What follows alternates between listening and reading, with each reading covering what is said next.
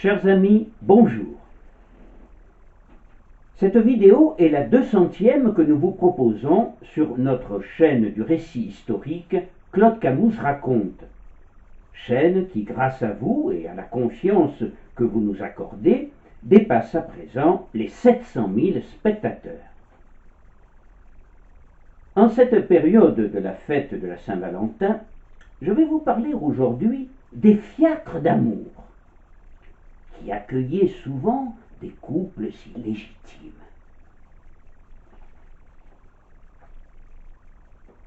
Un sot qui a un moment d'esprit étonne et scandalise comme des chevaux de fiacre au galop, écrivait le poète et moraliste Chamfort vers 1780. À l'origine du fiacre, ce moyen de transport hippomobile couramment utilisé en France, dans les grandes villes, jusqu'à la Grande Guerre, il y eut une concession accordée en 1620 à des propriétaires de carrosses pour permettre ce type de transport réservé alors à la bourgeoisie. Dans les années 1630, un certain Nicolas Sauvage, loueur de voitures avec cocher, venant d'Amiens, installa son bureau de location à Paris dans un hôtel particulier, rue Saint-Antoine, doté d'une enseigne à l'image de Saint Fiacre, un moine du 7e siècle, créateur autour de son monastère de Meaux d'un grand jardin lui permettant d'avoir un potager nourricier riche en herbes médicinales utilisées pour guérir les malades qui le sollicitaient, et il devint ainsi le patron des jardiniers. Nicolas Sauvage ne vendait pas des plantes, mais proposait de transporter les Parisiens à travers la ville pour un prix modique, n'excédant pas 5 sous. Très vite, l'usage du service de grande qualité qu'il mettait à leur disposition allait jouir d'une excellente renommée, si bien que d'autres loueurs qui manquaient de fair-play voulurent profiter de l'élan ainsi donné et utilisèrent cette enseigne de Saint-Fiacre à leur propre compte. C'est ainsi que le nom de fiacre devint la dénomination de ce type de voiture de louage tirée par 2 chevaux et conduite par un cocher. Ces voitures de louage, ancêtres de nos taxis, réalisaient des transports de personnes dans un périmètre déterminé, pour une somme fixée au départ. En 1855 est fondée la Compagnie impériale des voitures, CIV. Paris accorda alors une concession à 3 compagnies, dont celle des omnibus, suivant un tarif suggéré mais pas imposé et fixé à l'heure d'occupation, soit en moyenne de 2 francs, bien que certaines courses atteindront la somme alors considérable de 20 francs.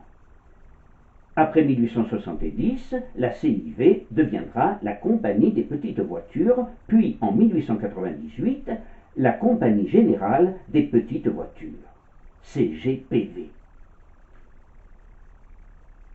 Au fil des années, les fiacres devinrent un symbole de Paris. Ils se prêtaient parfois à des courses un peu spéciales, et ils devinrent alors, à l'occasion, des alcôves pour liaisons fugitives. Le tête-à-tête des amants adultères, dans un fiacre, constitue un savoureux morceau de bravoure de la littérature romanesque depuis l'épopée d'Emma Bovary, en compagnie de Léon, son ancien soupirant, dans le célèbre roman de Gustave Flaubert. Cet épisode fameux est de ceux qui servirent à l'accusation de Flaubert dans le procès intenté à son roman pour outrage aux bonnes mœurs et à la religion. Pourtant, la suprême habileté du romancier réaliste est ici de ne rien décrire de ce qui se passe à l'intérieur du fiacre. Le détail érotique le plus explicite du passage est le suivant. Une main nue passa sous les petits rideaux de toile jaune et jeta des déchirures de papier qui se dispersèrent au vent. Madame Bovary, en se débarrassant d'une lettre destinée à Léon pour renoncer à ce rendez-vous, signifie ainsi sa reddition. Mais ce tête-à-tête des amants adultères, il allait nourrir également la production pittoresque, chansonnière ou vaudevillesque, comme si les fiacres, intimement liés aux amours coupables, étaient voués à conserver les secrets de l'adultère. Ils devinrent les chars discrets de Vénus, comme les appelait Émile Zola, et l'un des symboles forts des liaisons furtives, magnifiquement représentés dans la culture populaire et la plupart des romans de mœurs de l'époque. Se réfugier dans un fiacre pour se livrer à la bagatelle devint un réflexe courant. Vous baisserez le store de votre côté et vous serez bien à l'abri, explique Bel-Ami dans le roman de Guy de Maupassant de 1885. Et Zola de confirmer dans sa nouvelle Le Fiacre en écrivant « Nous prendrons un fiacre, nous baisserons les stores et nous dirons au cocher de marcher au pas. » C'est d'ailleurs en raison de leur store tiré de l'intérieur, un indice sans équivoque, ainsi que de leur allure très lente, que l'on reconnaissait ces fiacres que l'on pourrait qualifier de fiacres d'amour, dans lesquels les couples, rapprochés dans l'intimité d'un corps à corps sensuel, bercés par le rythme lent et régulier de la voiture, y trouvaient un moment de quiétude langoureuse. Pour le mari jaloux, un bon de transport de la CIV, retrouvé dans le sac à main de sa femme, et qui contient le numéro de la voiture et le prix de la course, devient une pièce à conviction. C'est le thème du vaudeville Un joli cocher d'Henri Thierry et Adolphe Dupetit, représenté en 1863. On y voit le mari jaloux s'approcher à l'arrière de la voiture pour tenter de voir ce qui s'y passe. En général, les cochers se font les complices des couples illégitimes en quête de volupté et s'amusent avec eux à berner le mari. Certains n'hésiteront pas non plus à interpeller les amoureux dans la rue avec un sourire de connivence. « Hé là, psst, les tourtereaux, montez ici, la place est libre et les ressorts sont encore bons. » Mais, me direz-vous, où le cocher conduit-il son fiacre d'amour? Généralement, le bois de Boulogne est sa destination privilégiée, et on peut voir une armée de fiacres qui l'envahissent quotidiennement, transportant tout un peuple d'amoureux et de couples enlacés. Guy de Maupassant ne se lasse pas d'observer cette armada voluptueuse, et il écrit notamment: On n'entendait aucun bruit que le roulement des roues sur la terre. Ils passaient, les deux êtres de chaque fiacre, allongés sur les coussins muets, serrés l'un contre l'autre, perdus dans l'hallucination du désir, frémissant dans l'attente de l'étreinte prochaine. L'ombre chaude semblait pleine de baisers, une sensation de tendresse flottante, d'amour bestial et pendu, alourdissant l'air, le rendant plus étouffant. Tous ces gens accouplés, grisés de la même pensée, de la même ardeur, faisaient courir une fièvre. On peut évidemment aller ailleurs qu'au bois de Boulogne, dans un endroit plus discret, ou bien, comme les amants du fiacre de Zola, faire des allers-retours, du pont de Neuilly à la place de la Concorde, de la place de la Concorde au pont de Neuilly. Et on peut y passer beaucoup de temps. Le romancier Octave Mirbeau, l'auteur d'un journal d'une femme de chambre, évoque cet homme qui passait son temps à faire dans les fiacres, avec des demoiselles de rencontre, toutes sortes de saloperies inconvenantes et poivrées. À cette époque, dit-on, les objets trouvés de la capitale, regorgés de jarretières perdues qui étaient toujours remises par les cochers. En 1888, le jeune Léon Fourneau, chansonnier montmartrois, faillit être écrasé par un cocher distrait à cause des ébats du couple qu'il véhiculait. De sa mésaventure, il tira une chanson comique, Le Fiacre, qui apporta gloire et fortune à son interprète, la chanteuse Yvette Guilbert. Une chanson que beaucoup d'entre vous connaissent sans doute.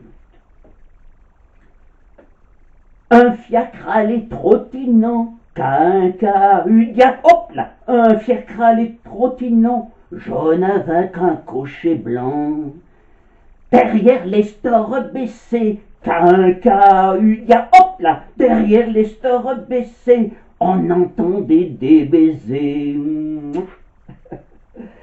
Puis une voix disant Léon, quinquahudia, hop là, puis une voix disant Léon, pour causer ôtons l'ordion. Un vieux monsieur qui passait, quinquahudia, hop là, un vieux monsieur qui passait, s'écrie mais on dirait que c'est ma femme avec un kidam, quinquahudia, hop là, ma femme avec un kidam, il se lance sur le macadam, mais il glisse au sol mouillé. Quinquahudia, hop là, mais il glisse sur le sol mouillé. Crac, il est escravouillé. Du fiacre une dame sort et dit, quinquahudia, hop là, du fiacre une dame sort et dit, chouette, Léon, c'est mon mari.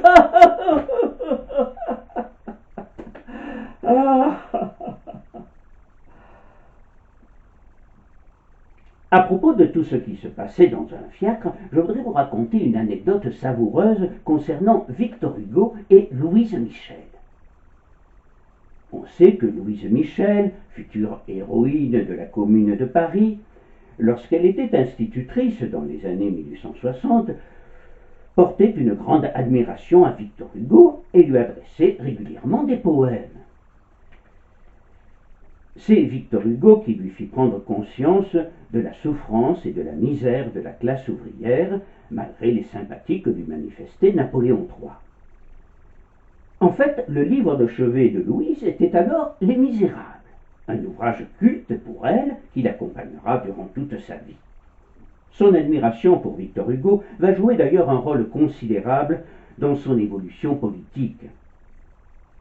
Jusqu'où cette admiration est-elle allée? Il est bien difficile de répondre à cette question.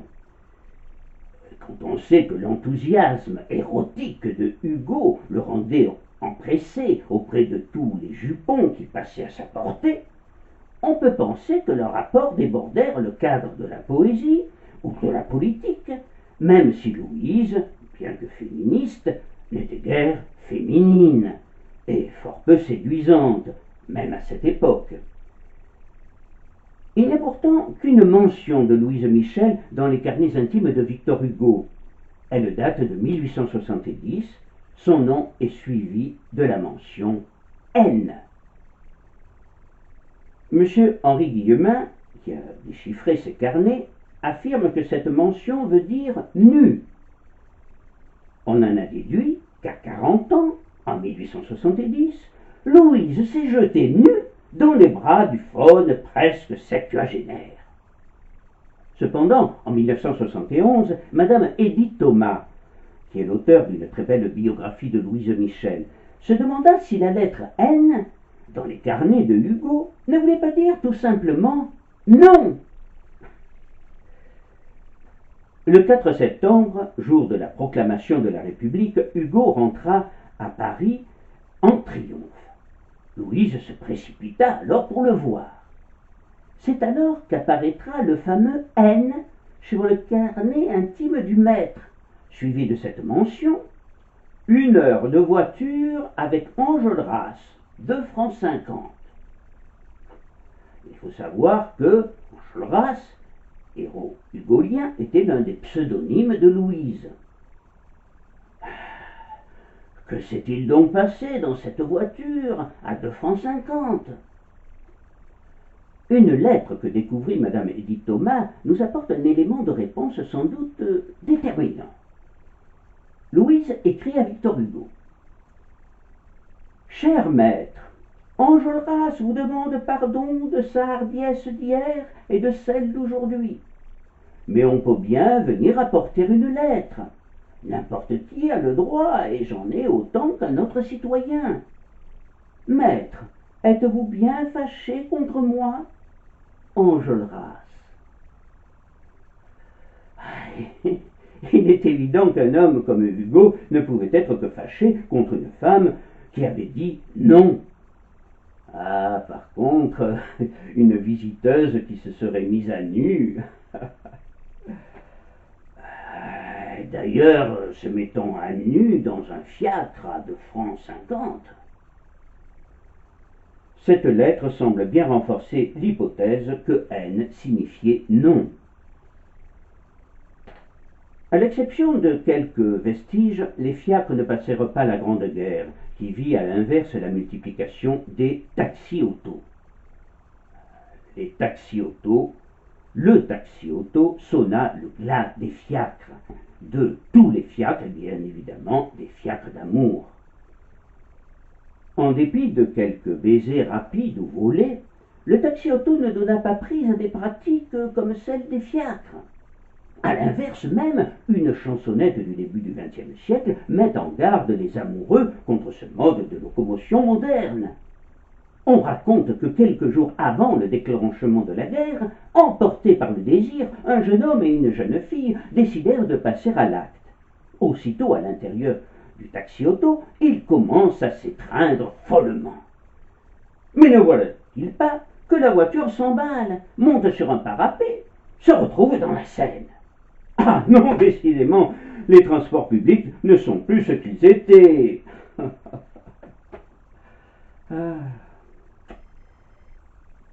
C'est le 11 janvier 1913 que se déroula, place Saint-Sulpice, un étonnant cortège funèbre dont je voudrais vous dire un mot. Ce jour-là, les Parisiens, en pleurs, célébrèrent dans un heureux tapage le trajet du dernier omnibus attraction animale. Le petit journal rend compte avec nostalgie, dans son numéro du lendemain, de la disparition du dernier omnibus et des derniers chevaux de Paris. Nous ne verrons plus les superbes percherons que les cochers guidaient avec une si merveilleuse habileté parmi les 1000 obstacles de nos rues. Plus d'un vieux Parisien les regrettera. Ils étaient si beaux, si vaillants dans l'effort. Ah, nous ne déplorons pas leur disparition. Non, dans l'état actuel de nos voies, avec l'intensité de la circulation, leur travail était une véritable torture. On ne peut donc se réjouir de voir le nombre des chevaux diminuer, car Paris n'a jamais été, plus qu'aujourd'hui, un enfer pour ces malheureux animaux. Si plus d'un Parisien regrettera les chevaux, beaucoup d'autres regrettèrent aussi les petits et les grands plaisirs des promenades à deux dans les fiacres et se lamentèrent. Mais où sont nos fiacres d'antan? Un fiacre allait trottinant, qu'a eu dire, hop là, un fiacre allait trottinant, jaune avec un cocher blanc. Je vous remercie. On se retrouve bientôt.